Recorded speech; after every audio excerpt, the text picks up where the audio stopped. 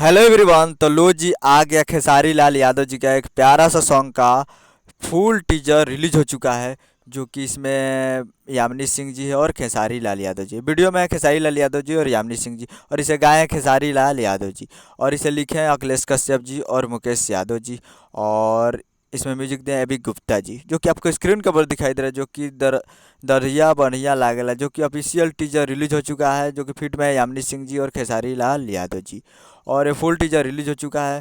तो आप लोग अभी तक इस टीजर को नहीं देखे हैं तो जाइए और जाकर Khesari music world present Bhojpuri YouTube channel पे फुल टीजर आउट हो चुका है। तो जाइए और जाकर टीजर देखिए और प्यार दीजिए, काफ़ी बेहतरीन। और इसका वीडियो सॉन्ग आ रहा है 9 तारीख को सुबह 6 बजे, यानी कल सुबह 6 बजे। आप लोग तैयार रहिएगा Khesari music world Bhojpuri YouTube channel पे। तो उम्मीद कर रहा हूँ कि आपको वीडियो अच्छा लगा होगा, तो हमारे चैनल को सब्सक्राइब करके बेल आइकन प्रेस करिए, ताकि ऐसे खेसारी लाल यादव जी के लेटेस्ट न्यूज़ चिल्लाते रहे।